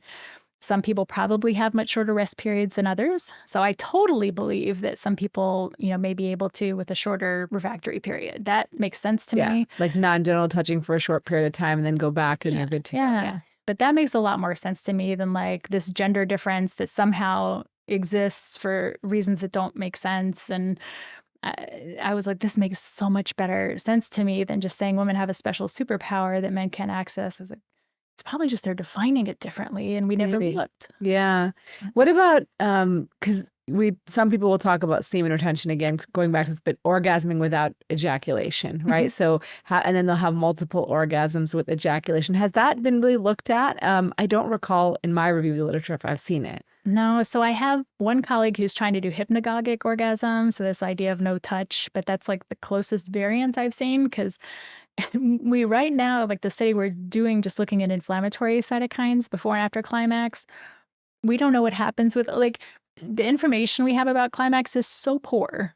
It's so bad that to get to something that specialized, maybe a questionnaire study somewhere. But yeah, I don't know of anything that's like documenting this occurrence in any rigorous way. Interesting. I mean, I'm just theorizing, is there a way that would happen physiologically? I mean, we know that men can orgasm without ejaculation, particularly if they have like retrograde ejaculation, they've had surgery. But even without those things, there are some ways to disassociate those two orgasms as a brain activity and ejaculation as a spinal activity. But I just, I wonder if those orgasms are the same. Like, are they still having those pelvic contractions, or is it a different type of orgasm altogether that we haven't characterized? Don't know. Interesting. More to think about. We met in the first time in real life. I mean, I've been following you for years, but at ISHWISH, which is this International Society for the Study of Women's Sexual Health. But you gave a wonderful talk on sex tech. And when I think of sex tech, I was thinking of like vibrators and dildos, but there's a lot more to sex tech. So what is sex tech? There's like a whole bunch of different things, but maybe you could talk about those. I try to distinguish kind of technology use from real like revolution or new discoveries in that space. So technology to me is kind of like we're applying something that we already have in this space. The most common example is, God, how many vibrators do we have now? Everything vibrates. You can vibrate it up here. You can vibrate it down there. You can vibrate it together. You can go this way or that way. It's like that to me is sex tech. We're just like applying something that we've had in a new way. So I think the things that are really kind of novel in that space would be like clitoral suction devices that came out a few years ago. Those were really exciting to me because I'm like, that's a novel stimulation path that makes a lot of physiological sense. Somehow we didn't come up with this before, or the companies, hadn't come up with this before. And now there are lots of... Well, I think when I was in training, which was now like, I don't know how many years ago, 10 years ago, there was the clitoris Eros device, which was used for, but that wasn't used as like, it wasn't widely available. It was used for female sexual dysfunction, essentially a clitoral suction device, but I don't think it was widely available. Like now we're seeing it, commercially available. Well, and it was supposed to treat a sexual dysfunction. And it was like seeing that come out and this like, oh, it's the first FDA. I was like, really? I was like, it's one hand. We always said, like, is it just a permission giving, kind of intervention where it's like, you're allowed to touch that thing. And it's interesting. So yeah, there's like the kind of way things become accessible to the public, or the way they're introduced is like, it's okay if you medicalize it. Or it's like, oh no, it has to have this kind of approach. Or, if it's in the BDSM domain, well, then that's violence. And, we don't do that. Or it has to be classed in this way. So some of the tech, it's interesting to see how the companies approach some of it. Yeah. And what else have you seen? I mean, I think there's a lot of new stuff coming out. There's sex robots, potentially, VR. There's haptic technologies, which are so fascinating, like a what is it called? Teledildonics. Teledildonics. I had to look it up. I was like, what is that? So yeah, tell us what it is. Yeah. The teledildonics people love our lab. They write us all the time because these guys, in fairness, have been, and sorry, but it is like all guys. They've been around since the 70s, making their own motorized dildos in some cases, basic stuff, run off. If you're in a MakerBot communities, these are Arduino boards that give you pieces instead of just breadboards. If you do electronics, that's just an empty board. They'll build little circuits and you can buy them and piece them together in such a way that you can drive this vaginal stimulation and add this other piece to it, or put it in a chair. And so there are lots of kind of home folks who actually sometimes are engineers and are super interested in these ideas. So some of them are really creative, and we actually ended up collaborating with one to design the anal probe device we ultimately ended up using for our research. Yeah, there's this huge community of folks who are doing with 3D printing, some designs around that.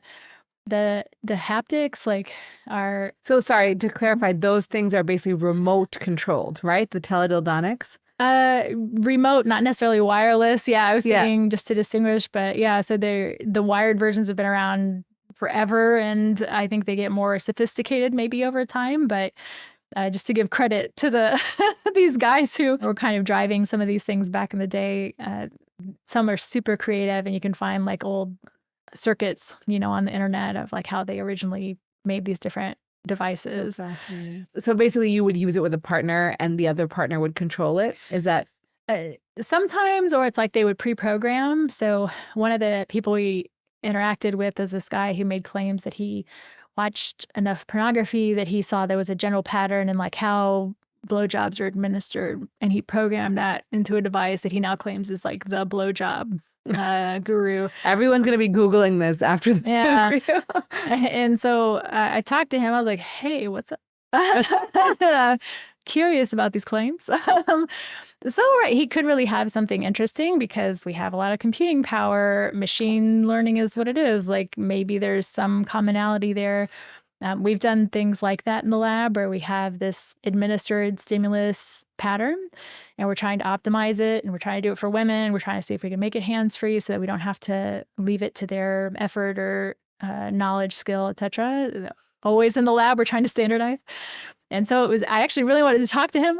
How did you decide this? I mean, it'd be sort of fascinating, right? To study okay, 10 guys get a blowjob and let's monitor their brain and see what happens, with this standard device. Their brain, or in this, he was trying to design a device that if all these guys really had a climax in porn, what was the pattern and can I emulate that? So the guy can just set it and forget it, and just get this, that then could be built into a robot and then could be administered. So it's an interesting question. It's an empirical question. When we try and say, oh, you got to get to know your body, you got to get how much do you get to know your body, or how much is it everyone kind of generally works in a similar way? So it's right, we have studies where we asked women, what area of the vulva are you most likely to stimulate when you're trying to experience climax? And a woman very clearly said the clitoral shaft. And so now I use not the head. Yes, exactly. Interesting. So I use that diagram all the time as look.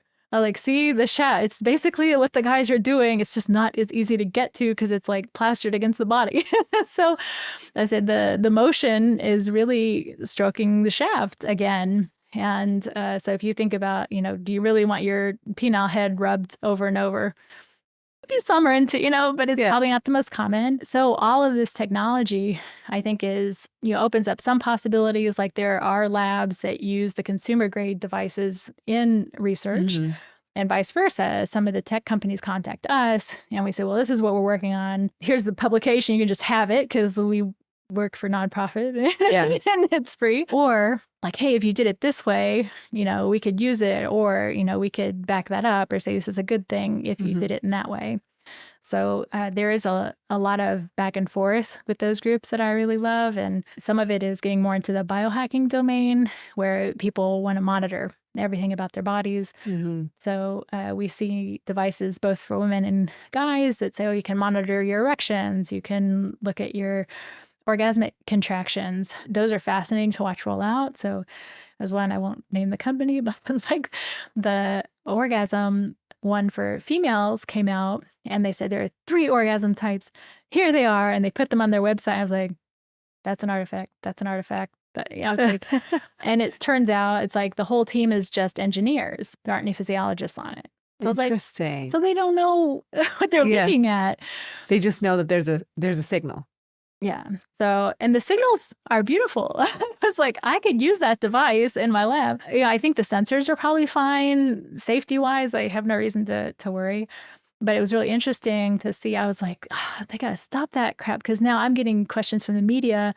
How do you know if you've had a waterfall orgasm? I was like, you don't have waterfall orgasms because that was it's just an orgasm. I was like, that was not part of it. And now I hate that they're doing this. And I wish they had talked. But right, like people are all over the place. Sometimes you see scientists who kind of jump over and like try and do design around those devices where they'll make something that's truly novel, or it's like, well, this is the optimal cock ring for this or that reason. And when I talk about sex tech, I try and stay close to the data. So there are definitely things that are in development that like I don't know about, or like I've heard, but I know as much as the public does about.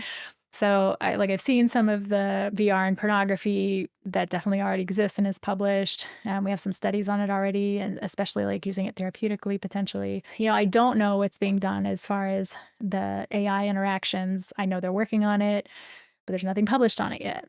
So it's like, okay, well then I could speculate only, as to what that's likely to be like or how effective. Again, with robots, I think you're never going to get the diaphragm fiber activation to the extent that it's not for the skin. Yep. Yeah. For the skin. So and presumably as long as they're ethical and this is not a real person, then you're not really being desired. So it will never have that aspect of interaction. But then there are studies where already they lie to participants and say, this is a real person on the other side. So if you have cases where it's a robot and you believe the robot's a real person, that may have other implications, and maybe that is something where we need to think or worry more about, what does desire mean in that setting? If you feel truly desired because you thought it was a real person. Yeah. And you don't think it can emulate touch the same way humans touch can? So the closest trial to that is even human hands when they were gloved, merely not having the direct contact didn't activate diaphragm. So it's that's pretty specific. I mean, if the second you cover the skin to skin, you don't have it anymore. I don't understand why that worked. Because I was like, what's so special about how does your skin know that it's other skin that's human? So there is some. This is, to be clear, this is not an aura. I'm not talking about auras. We're not getting into that. But there are some small fields around skin where you can sense when somebody is near you when they're very, very close to you. Temperature is the easiest, so if there's a warm body next to you, you'll be able to detect that. To some extent, maybe that's part of what it's picking up is there's some other one of these interactions where the body knows that's another human body. So we'd have to know what that is to be able to even try to emulate it. And I don't know what it is. Yeah. So interesting. So interesting. I mean, I guess that's relieving to some degree because I think there's been a lot of catastrophizing about is society going to be over when we have sex robots? They said the exact same thing about vibrators and women. Really? The exact same. It's there's this old pessimist archive thing online that I absolutely love. It's all the tech panic when it was occurring. So there's some great ads of they won't need men anymore. It's the downfall of the family. You can't release these. And this is when Kinsey came out and they were confiscating vibrators in the mail, and they're like, we can't have this. Well, there's still states where you can't own a vibrator. Yes. Right? There are still states in the U.S. Yeah. where it's I'll get illegal. them to you. But She did not say that. Yeah. She's not doing any illegal work. State of Texas. So yeah, it's a lot of those kind of things. There's always a tech panic when things are initially introduced, and I don't think it's bad to check. We should check, but it's like the dead vagina fears. Either so when vibrators didn't take over the family and destroy humanity, well, now they're going to destroy your vagina. You're going to be desensitized. You're never going to have an orgasm again with a partner. You're destroyed for your husband, which is, of course, the most important thing. So now we can't have it because you won't be as good of a partner for him. And that turns out not to be the case. So I was like, okay. Yeah, you presented some really interesting data on desensitization in your talk at IFWISH. Yeah. So, share a little bit. I mean, we don't have a lot of it in terms of particularly for vibrators, but we have vibration, like strong vibration, how it affects the human body. Yeah, it's crazy. We don't have information directly on the genitals, but there are many studies conducted for OSHA. So the group that regulates regulates work standards in the U.S. And construction workers encounter a lot of vibratory problems because they'll be out, with jackhammers. Yeah, Just people who can't see. I should remember jackhammers. They're interacting with large equipment that they can be exposed to long-term vibratory potential injury there. And so these studies were looking at that. Like if you have vibratory stimulus, what does motoric recovery look like? This is actually pretty well characterized. So it's possible that the genital skin is just completely different and doesn't respond like any other skin anywhere in the body. But I don't think so. I think it's likely pretty similar. We have maybe more mechanoreceptors there potentially, but it's in general, in the moment when people have the vibratory stimulus, the sensitivity does decrease in that episode, but it recovers fairly quickly. So fairly quickly in the studies I saw, it was generally like an hour or two from non-traumatic vibration. So traumatic is something you would not be doing to your genitals. Hopefully. You would know. So I'm not too concerned about that, other than I can understand why folks might have had that fear, because if you use a vibrator and then say like, oh, well, I was numb after that. Like, yeah, it's possible, like if you use it in a particular way, but there's not good evidence that that's like long-term or damaged you or something like that. But, it's never a bad idea to use good sense and not using huge motors. I'm looking at the Sibian just to be cautious. Yeah. Are you feeling in a rut in the bedroom, wishing you had the kind of sex life you could brag about? I've spent years helping patients and creating content for people all around the world to improve and optimize their sex life. Today, you can get my knowledge for 100% free with my new ebook called Better Sex, Better Life. In this ebook, I review my top 10 tips for improving your sex life, all from the comfort of your own home. All you have to do is go to renamalikmd.com/morepleasure to download it for free today. So we know vibrators are not going to replace you guys. Please stop worrying. You're going to be okay.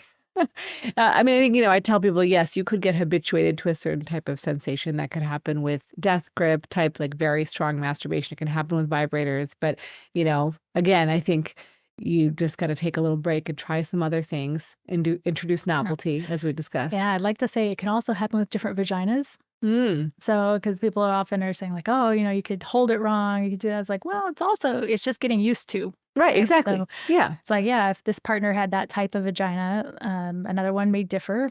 And you have to have sex in a slightly different way or get used to that type of stimulus that's slightly different. And right. That doesn't mean that your partner's wrong for you. Yeah. Yes, thank you. You can get through those things. You had a study where you found that when, I think it was women in particular, but it might have been both, when you have desire for another partner, like maybe you're fantasizing, I think I took from this that it actually increases your desire for your current partner. So tell me a little bit about like that study and how you found that. So I wish that was my study. That was just one I got to read. but yeah, it was super interesting because there is this concern often, right? Like, what does it mean? Usually it's in the context of porn. Like if you're looking at them, will you want me? Yeah. But before that was as big a concern. It was, who are you thinking about? You know, when you have sex. Yeah. Yeah, sometimes it's like, tell me what you, I was like, no, do not tell her. Keep your mouth shut. Because, right, everyone underlying all that is fear.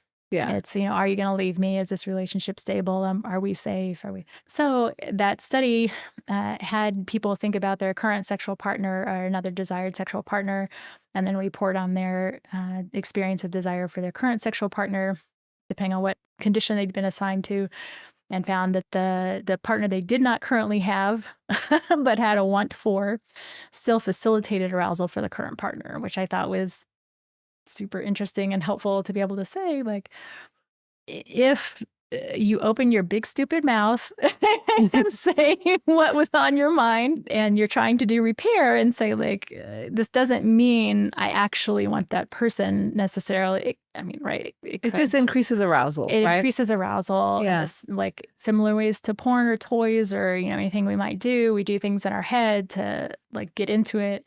That early phase of arousal, again, is marked by real focus and effort. So you're trying to get aroused, trying to get into your body, and more so probably in the case of women, and maybe in the case of men, it's more fantasy content. There's some debates about that, but this totally makes sense. And I don't think it's something necessarily to worry about. And in fact, seems to facilitate want for you. Yeah. And you mentioned that sometimes it's different for men and women. Is there like evidence in the brain that we see women are having different activations during arousal, or it's more difficult to get their brain in that state of arousal? That would be hard to do in the lab, I think. There was a study a long time ago from Emory that suggested men had amygdala activation that women didn't have. And that was bannered around for a long time as like, oh, there's this big gender difference. It turns out it was an intensity issue. Like once women got more aroused, their amygdala also comes online. And like, so it really seemed to just be, and those experimenters are great. They're like, that totally makes sense. We take it back. No, this study was perfectly reasonable. It was just they didn't get to a high enough level of arousal. So we'd call that a problem of stimulus equivalence. Yeah. And so when you get the genders to the same level, their brain actually looks quite similar. I say the main difference is exactly what you would think. That is the motor strip area. Yeah, there are genital representations in that area. They're close, but slightly different for the clitoris versus the penis. Okay. So it's just a little bit more difficult to stimulate that motor strip. It's not, it's just that they're different areas. Okay. So it's like, it's funny, we do some brain stimulation research. We've always talked about, like, that motor strip is super accessible. It's on the cortices. So we can 100% zap that with TMS. And we debated a study doing that and went a different direction. But yeah, likely the only gender difference is the one we thought might be there that turned out not to be the case. And then motor strip is probably always going to differ because that's really like a genital structure anatomical difference. Got it. Okay. I know you also did some work, or I don't know if you ever finished the work. You started some work on post-orgasmic illness syndrome that I heard you talk about. Let me just describe post-orgasmic illness syndrome. It's basically when people feel very ill after having an orgasm. It can be flu-like symptoms. It can be sort of mood-like symptoms, but it doesn't happen to everybody. It's pretty rare, but I think not as rare as we think because there's tons of discussion about it on discussion forums. But tell me, did you find out anything about this issue in your lab? We're working on it. So this has been one of the longest startups ever of a lab study. We recruited the first subject the day before shutdown for COVID. Oh, gosh. So the lab got shut down. I moved where I was doing work twice. And now everything is approved by the IRBs at both institutions. We're just trying to get the accounts finalized. And like, that's what I've been programming every weekend is like finishing the tasks to get them back. So the bottom line is we don't know, but the study that we have funded that is about, dear God, please, to start. We're looking at men who report struggling with POIS and men who don't. And so we have equal controls for that. We're measuring a number of different factors before and after. including some inflammatory cytokines, because we think that may be key to the experience they're having. But then also some cognitive factors and things that we're just, this is an opportunity. It's going to be the biggest probably study of male orgasm, and we have to get everything we can from it. So looking at affective responses, and then during the experience, we're actually bringing them through climax in the lab, and we're getting the measures of sympathetic nervous system activity and also electroencephalography from them during that. And so we're hoping, again, to see kind of the orgasm pattern that we saw in the women, for one. Also, just basic, how does the brain go through these things? We should probably know this in science. So I always tell the funders are interesting because it's through the National Organization of Rare Disorders and the Fulton Family Foundation, but they originally came from patient, and patient groups are very motivated, totally reasonably. And so they're always asking questions and always, have lots of excitement about this. And I really hope, obviously, we find things that are helpful to them, and we have some ideas if we can show, so that historically was thought there is some autoallergen in the ejaculate. And to address that, sometimes they would auto-inoculate, that is, inject their ejaculate into their own bodies. Please don't do that on your own. Yeah, don't. Please, guys. Not. Yeah. It's not the worst place to start. It's possible that could have been it. But there's some reason to think now it's probably not. Yeah. And so if we can identify this separate mechanism that it is, it may give us a better path to treatment for those guys. But also the control group is going to be one of the largest samples of male climax that we have in science. Amazing. And a lot of the physiological measures we're taking are first-time measures.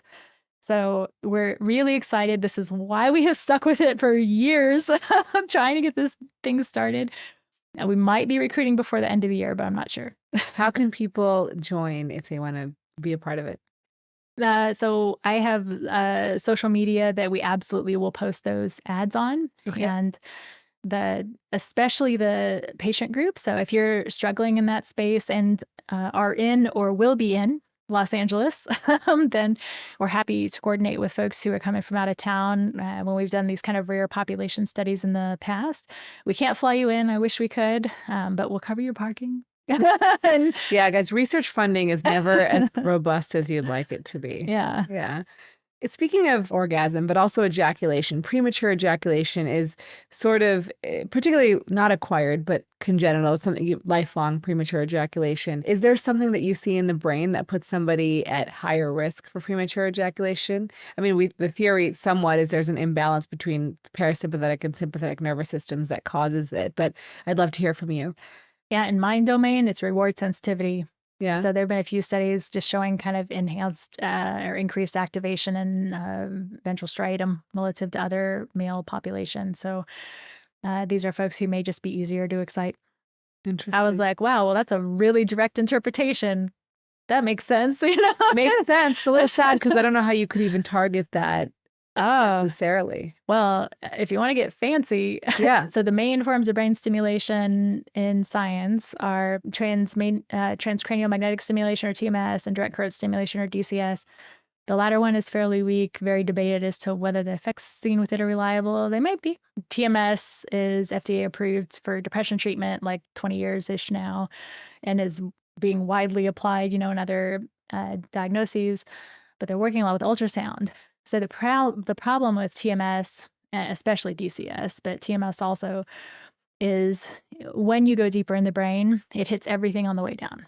Mm-hmm. So you think you want to hit hypothalamus, good luck, because you got to go through all the cortices and the thing to get there. With ultrasound, you can do targeted deep brain stimulation, and they're increasingly doing it with reward centers. So interesting. So do not go ask your physician for this. If they have any scruples, they will say absolutely not. But yeah, and if anyone's offering it, I would be very weary. Yes. Yeah. Now, maybe in 20 years, there will be some application, but that is the main interest now. Is we've always had that limitation with TMS, and trying to get at those deeper structures that are affected by things in the root. So this is a huge target for addictions. That's where a lot of that work is happening right now. And that does not mean sex is addictive. Again, it's just the same, same salience, motivation networks that they're targeting.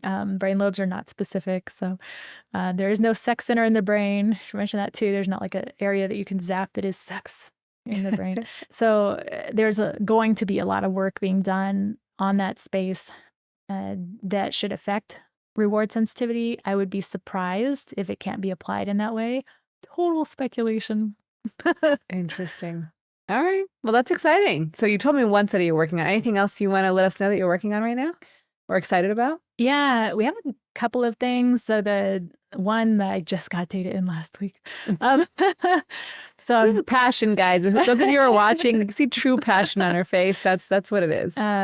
So yeah, we're really curious, of course, about this new diagnosis that was proposed. And anytime you say, "Oh, I've got this new thing," right? You have to establish its validity and reliability.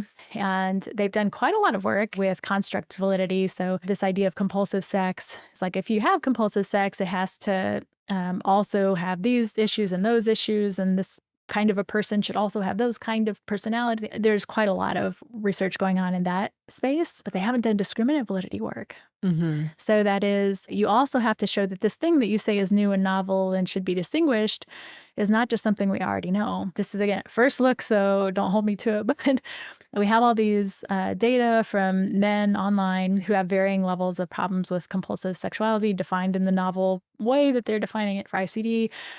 So far, 85% of them would also qualify for a diagnosis of major depressive disorder. And the others I just started looking at, so they seem to have higher symptoms on the OCD scales and alcohol abuse scales that we have. There's very low alcohol use in this sample, which is a little weird, so I need to figure that out. But it suggests to me that there may have been a problem with not establishing discriminant validity before you put a diagnosis into a manual. And it would also make a lot of sense if, with this compulsive sex idea, there have been a few studies looking at depressed mood and sexual interest. So usually we think, if someone's depressed, the hallmark is lower sex drive. They're like, I don't want to do anything. I don't want to go out with your friends. I don't want to go see a movie. I want to stay home under the covers. Yeah. And that includes sex. I don't want to have sex. However, there's about 15% of people, depending how you slice up the sample, that report increased interest in sex when they're in a depressed mood. Like, well, that's interesting. So it could be that what we're actually picking up is not a new disorder, but it is this group of people who have some depression issues that when they become depressed, part of like helping to manage their mood is expressed sexually. Yeah. And if that's the case, then we shouldn't have that new diagnosis. And we should be treating them as having a problem with depression that has sexual features. Interesting. So again, that's if these data bear out. No, but it would make sense that people who struggle with sex, pornography, masturbation, whatever, that their underlying diagnosis is they're coping with whatever it is. Yeah. And you'll hear people say like, oh, we had a guest on who said it's like a lack of purpose, which is probably also a symptom of depression, right? Yeah. Lack of purpose or depression. Yes. And so they're just using that as a way to cope because in the moment it feels good, which makes a lot of sense. I was really like, I've given that talk a couple of times just talking about the discriminant validity problems. I was like, no one really checked. There are very few studies where they like looked at depression symptoms in this. And often what you'll see is they'll say, oh, they're comorbid. I was like, what if they're the same thing? Mm-hmm. Like, what if they're not comorbid? Well, yeah. And like we say, like when people are manic, they have more sex. When people are depressed, they're more likely to drink alcohol as a coping mechanism or do drugs as a coping mechanism.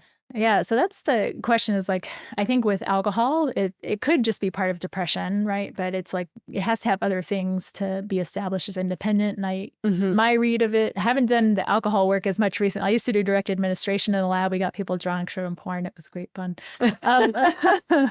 Undergrad.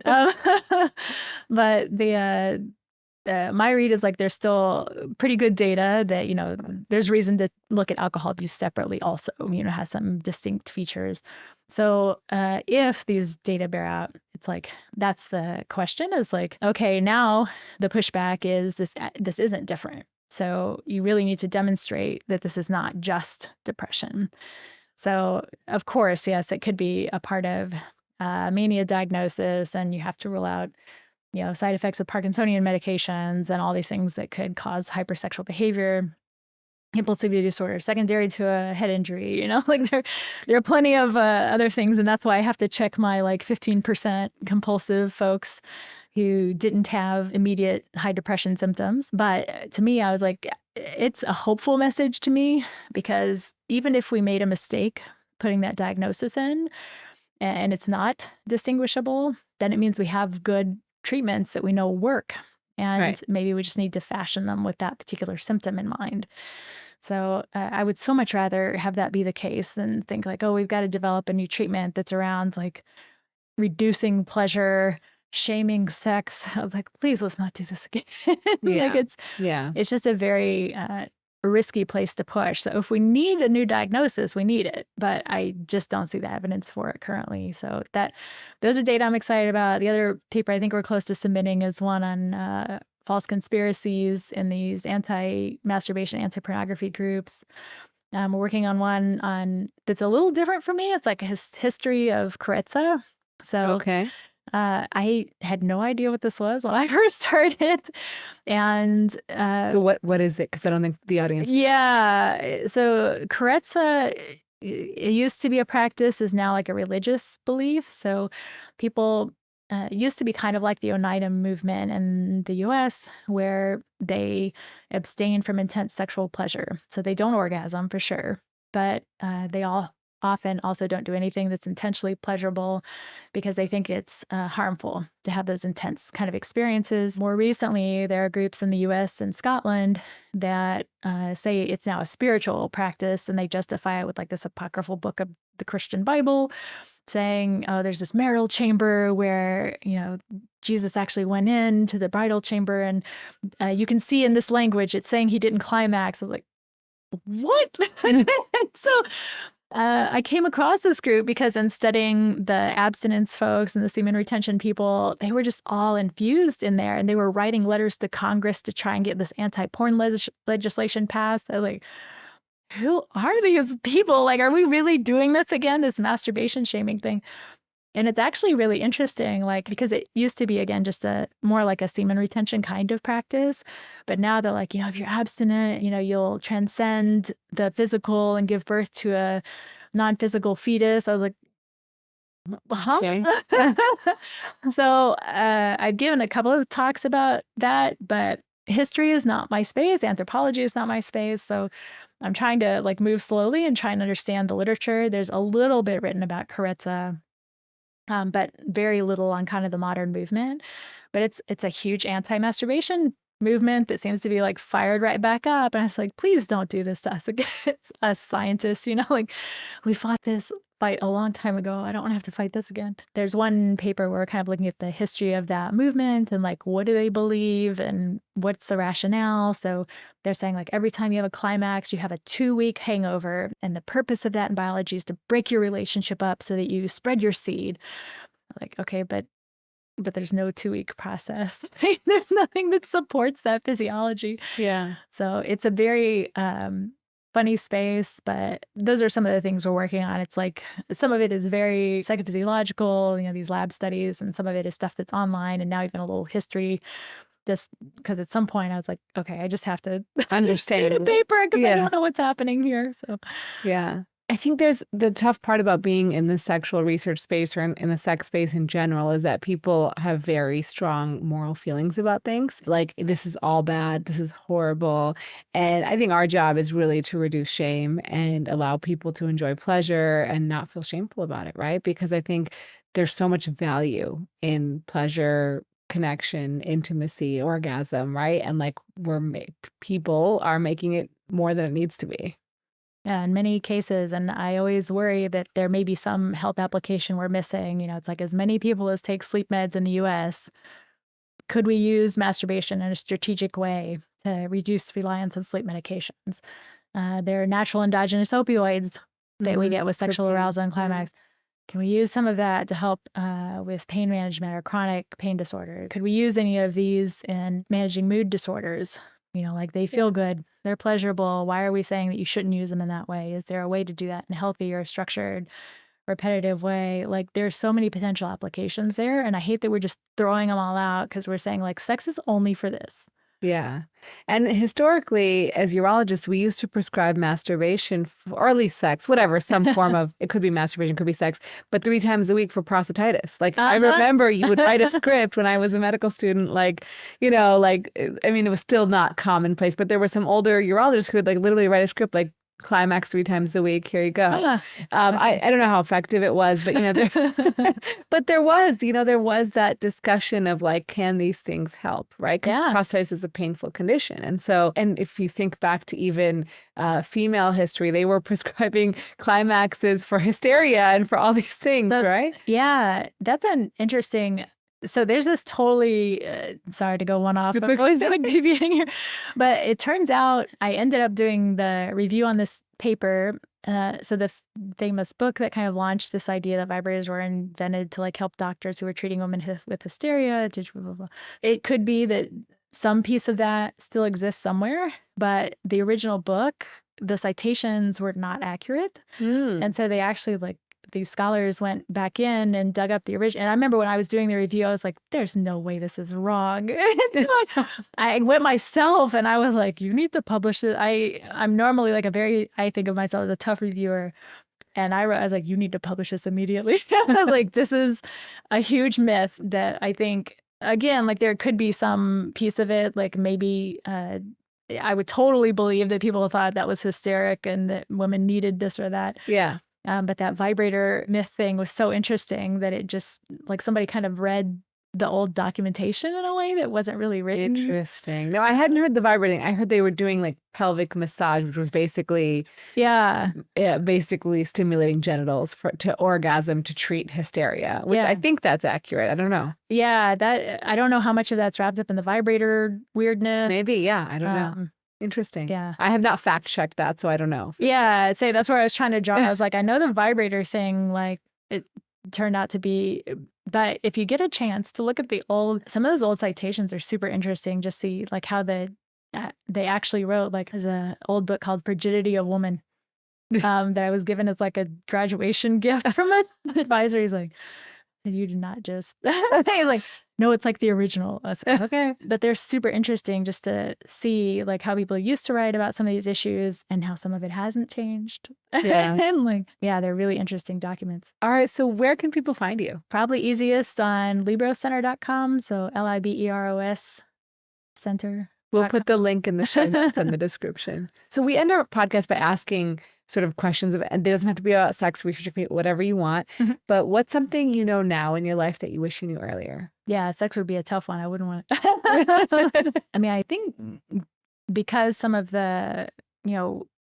professional work that we've done has been like establishing new protocols and new ways of doing things. I tend to work like a bull in a china shop. I was just like, if you don't let me do it, I'm gonna go over here. I'm gonna do it that way, and I'm gonna figure this out, and I'll go wherever I have to go, and I'll figure it out. I'm gonna do it in an ethical way, but this is getting done. I just need to figure out the mechanism. And I think looking back, sometimes I'm like, I wish I'd approached that a little differently. I don't know if it would have been more effective. Maybe I wouldn't have gotten some of the work done or something. But because it's like when I find the science compelling, I was like, you have to do it. You have to do it. I have to do it this way. And I'm not giving things up. And sometimes it's hard to know where this was the thing that didn't pay off. And I shouldn't have pushed that hard because it ultimately wasn't as helpful as I thought it would be. Or like this much simpler thing should have been done first and could have been an easier answer to get to the solution there. So some of it's that hindsight, but I also don't know if there was a lot of ability to tell where to draw those lines. It's like the mentors that I have are almost all European. And so, when I would consult them for professional things, they're like, I don't understand. It's usually I don't know what to tell you. I was like, well, damn it. So I think sometimes it's when I got in my head that this is the way it needs to be done, I advocate very hard for it. And it results sometimes in good work getting done, but also it breaks things. Yeah. So I think I would have, talking to my older self, younger self. Talking to your younger self. Yeah. Like I probably would have said like trying to find some way, like the way I have things set up now, whereas like some things are off campus that make doing certain types of protocols easier, or like give the schools an out. So when somebody's worried about, are you supporting this kind of work? Just let them say no, and like give them the out. They're never going to support it. Like, don't try and make them. Yeah. And I think sometimes just like, but it doesn't make sense. My rational mind's like, but it doesn't make sense. I'm not sure exactly what that boils down to. Just something of like being a little more flexible, maybe. Yeah. Like kind of trying to figure out easier ways around getting some of this stuff done. Okay. What is a non-negotiable, something you have to do every day? Run. Okay. How do you do marathons? I've done a lot of marathons, but it's definitely crossed over. So, at some point you do whatever enough that when you don't do it, you need it. Yeah. And that's definitely where I am now. So it's like all my social life is all runners. All my friends are runners. My weekend activities are runs and going to runs and running cool places. So it's not a bad one. It's great. It's good for your heart. It's good for your genitals. It's great. Oh, excellent. And then what is a life hack or health hack you would share with us? I feel like I have to say masturbation now. I don't know. Yeah. I mean, I think I've used a lot with clients maybe, but it's like, don't yuck their yum. So it's kind of that idea of being curious, when someone tells you something that doesn't sit right initially, if you don't like it, it doesn't sound right. And maybe this applies to politics right now. I don't know, but it's like, okay, let me digest. Yeah. Give me a second. And like, I'm not, my immediate feeling is you need to not talk anymore, but let me understand, why you might be saying that. And so, yeah, I feel like we do this a lot with politics these days is like people say, oh, well, they're just idiots. And I'm like, well, I mean, if you care about this thing, I could see why they would do that. And, well, right, but the rest of them are just idiot. The same applies to sex. I think, if someone says, oh, I want to do this. It's like, well, that's disgusting. I said, well, wait a minute. Like, why might it not be disgusting? Right.